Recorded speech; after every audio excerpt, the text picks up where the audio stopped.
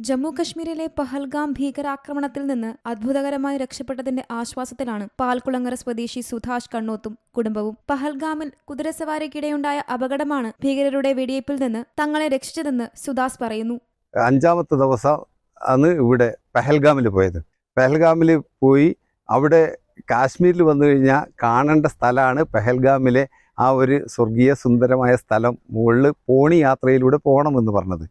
അങ്ങനെ ആ യാത്ര ചെയ്ത് അവിടെ എത്തി.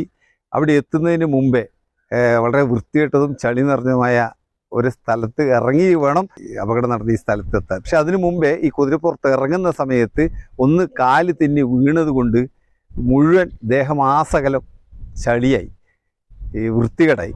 അത് ദൂരെ പോയി അരുവിന്ന് കഴുകി വൃത്തിയാക്കിയ സമയത്ത് തന്നെ നനഞ്ഞ ഡ്രസ്സോടുകൂടിയാണ് പിന്നെ കാര്യങ്ങൾ ചെയ്യേണ്ടി വന്നത്. അതുകൊണ്ട് തന്നെ കൂടുതലൊന്നും ചെയ്യാൻ പറ്റിയില്ല. 3 മണിക്കൂർ സമയം ചെലവഴിക്കേണ്ട ഇടക്ക് ഞാൻ വെറും അരമണിക്കൂർ മാത്രം സമയം ചെലവഴിച്ച് ചായ കുടിച്ച് പെട്ടെന്ന് അരമണിക്കൂർ മുമ്പേ തന്നെ നമ്മൾ മടങ്ങി വന്ന് താഴെ എത്തി ഒന്ന് ഹോട്ടലിൽ കയറിയ സമയത്ത്, ഭക്ഷണം കഴിക്കാൻ ഹോട്ടലിൽ കയറിയ സമയത്താണ് ഈ മിലിറ്ററി വാഹനങ്ങൾ പരക്കം പായുന്നത് കണ്ടത്.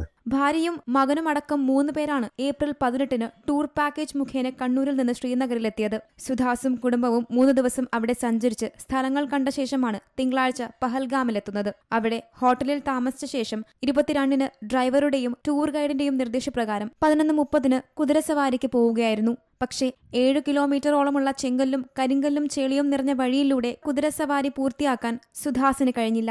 കുതിരസവാരിക്കിടയിൽ തെന്നിവീണ സുധാസിന്റെ ദേഹത്തും വസ്ത്രത്തിലും ചെളി പുരണ്ടതോടെ യാത്ര മതിയാക്കി തിരിക്കുകയായിരുന്നു.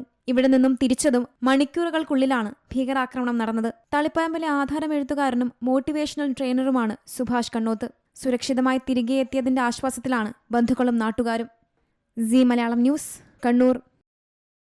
ഏറ്റവും പുതിയ വാർത്തകളും വിശേഷങ്ങളും വിരൽത്തുമ്പിലറിയാൻ സി മലയാളം ന്യൂസ് എല്ലാ ഡിജിറ്റൽ പ്ലാറ്റ്ഫോമുകളിലും ലഭ്യം.